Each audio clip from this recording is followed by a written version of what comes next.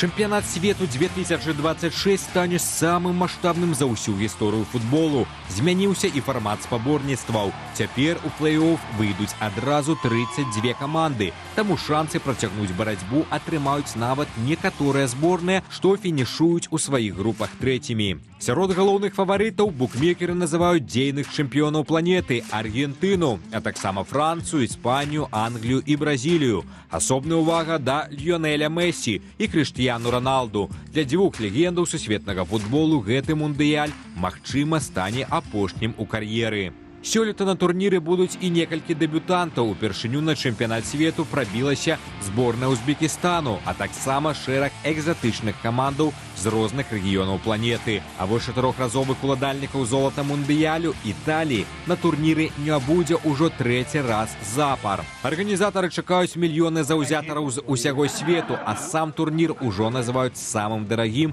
і самым камерцыйна паспяховым у гісторыі футболу. Фінальны матч адбудзецца 19 ліпеня у амерыканскім штаце Нью-Джерсі. Гульню прыме арэна MetLife Stadium, якая змяшчае больш за 82 тысячы гледачоў. Some football. Of course, we know it's soccer. Ну што ж, да нашага эфіру далучаецца яшчэ адзін прыгожы і разумны вядоўца, наш калега, таксама спартовыя блогеры, аўтар YouTube-каналу «Чеснок» Ярослав Пісаренко. Ярославе, вітаем цябе. Добрый вечер. Добрый вечер, студыя, добрый вечер, гледачы. Яшчэ чэмпіянат свету па футболе не пачаўся. Заўтра першы матч вечарам паміж Мексікай і Паўднёва-Афрыканскай рэспублікай. Аднак ужо ёсць пэўныя скандалы. Да прыкладу, у Злучаныя Штаты не пусцілі аднаго з афрыканскіх суддзяў вядомых. І тут пытанне, наколькі шмат будзе палітыкі на гэтым мундыяле, улічваючы, што частка матчаў будзе адбывацца ў Злучаных Штатах. І Дональд Трамп, канешне, захоча таксама нейкі ўдзел прыняць у гэтым чэмпіянаце.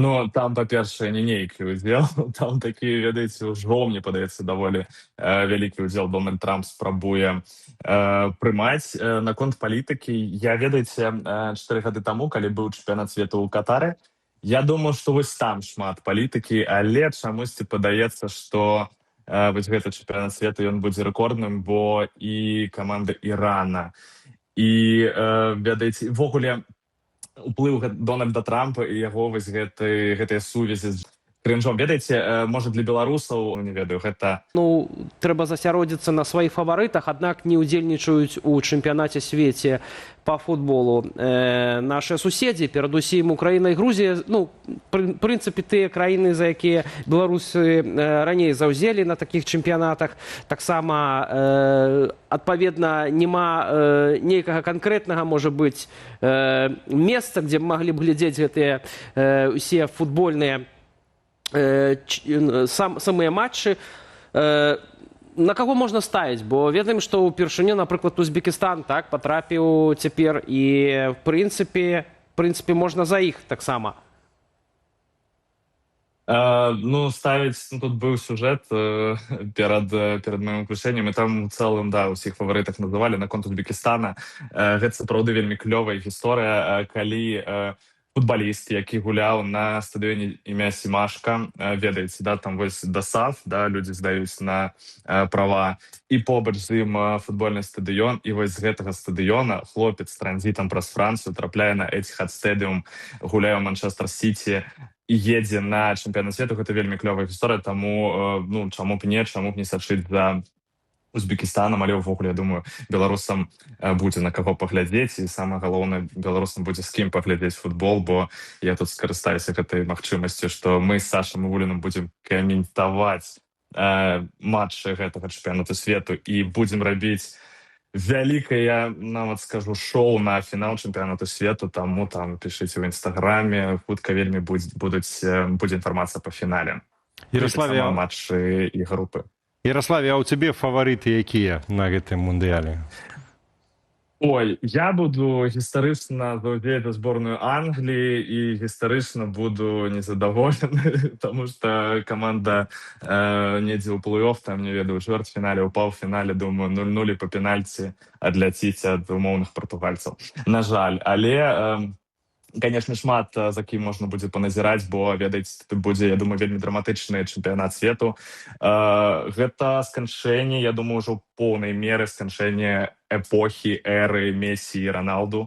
Я думаю, што гэтыя гульцы ўжо там, ну, яны ўжо відавочна, да, не ў сваіх праймах знаходзяцца, але я думаю, пасля гэтага чэмпіянату свету ну, все ж таки можа і скончыць нават кар'ера. Таксама Лука Модрыч, напэўна, для яго гэта будзе апошні ўжо, ну да, ўжо апошні чэмпіянат свету. Мануэль Нойер, то бок, ведаеце, сыходзіць такая ў пэўным сэнсе эпоха, ну, можа быць, у сучасным футболе самая уплывовая, самая маштабная. Вось, таму, ну, і ведаеце, увогуле, на каго паглядзець, там вось адкрываеце проста вось групы чэмпіянат свету, бярэм падручнік па геаграфіі і глядзім, хто там іграе, бо сапраўды столькі розных, да, краін, ну, яшчэ, конечно же, не было на чэмпіянатах свету. Это трэба браць, я думаю, адпачынак на цэлы месяц, каб, ну, проста сядзець і глядзець гэтыя матчы, якія будуць ісці нон-стоп. Разам з тым, амерыканцы вельмі любяць шоу, і з гэтага чэмпіянату, напэўна, таксама зробяць шоу. Ведаю, што, напрыклад, паміж таймамі часамі будуць 45-хвілінныя перапынкі, нават не 15-хвілінныя, падчас якіх могуць выступаць нейкія зоркі, там, шоу-бізнеса і гэтак далей. Ці гэта не ператворыць нейкі, ну, як бы спартовае свята ў нешта іншае? Ну, слухайте, конечно, я думаю, да, для таких класічных аматараў футболу гэта будзе пэўны культурны шок, бо, ну, ніколі такога не было. Мы глядзім на рэкламу піва і гульнявых кансоляў у перапынку паміж футболам. Ну, чыпсы яшчэ. А тут, ну, будзе выходзіць, там, не ведаю, там, Рыанна ці яшчэ нешта спяваць. Ну, будзе вельмі дзіўна, і тым больш столькі часу паміж таймамі. Але, ну, напрыклад, калі мы возьмем там супербол амерыканскі, ну, гэта сапраўды шоу топ-левела, і вось мне падаецца, нават у свеце абмяркоўваюць не сколькі там вынікі гэтага супербола, сколькі вось той выступ, які быў у перапынку. Таму, можа, гэта і будзе цікава, але трэба будзе паглядзець, як гэта будзе ўвогуле выглядаць. Ну, мне падаецца, канешне, што вось такі доўгі перапынак для заўзятараў, ну, там ужо можна, калі ты ў нейкім пабе глядзіш футбол, можна ўжо да другога тайма і не даплыць. Ярославе, да якіх нечаканасцяў варта рыхтавацца беларускім, увогуле еўрапейскім гледачам, улічваючы, што розніца ў часе вялікая, ці не атрымаецца так, што в пабе-то асабліва не пасядзіш у там 4 гадзіны раніцы альбо 3 гадзіны ночы, і альбо, магчыма, нейкія іншыя нечаканасці. Той жа Дональд Трамп выбежыць там в фінале і забярэ сабе мячык, ён любіць такія эпахальныя падарункі. Ты як прагназуеш, да чаго рыхтавацца? Блин, ну, ведаеце, я вось хацеў адразу пагартаваць, што з нечаканасцяў можа быць толькі перамога зборнай Англіі.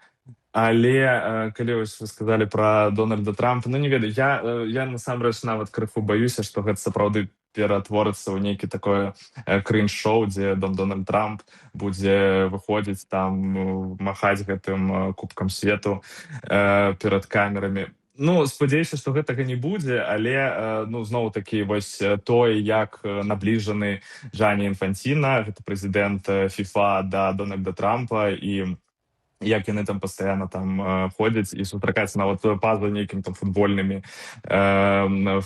івентамі.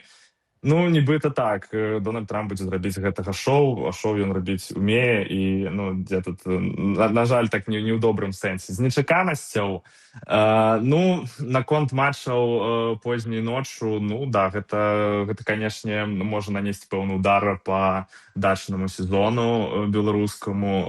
А так, ну, конечно, паглядзім.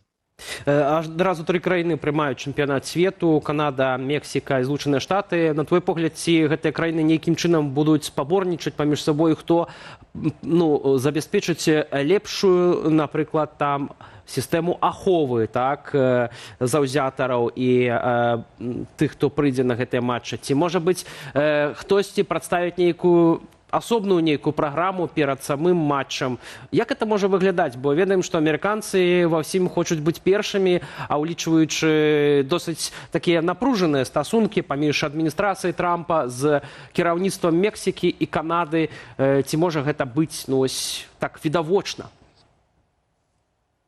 Ну, не ведаю. Я, конечно, может, не прям так, не такі, не ведаю, там, палітолог па вось гэтай паўночнай Амерыцы, але мне падаецца, што там умоўная Канады не цікава ўвогуле гэта нейкае спаборніцтва са штатамі, хто лепей прыме вось гэтыя матчы і гэтак далей.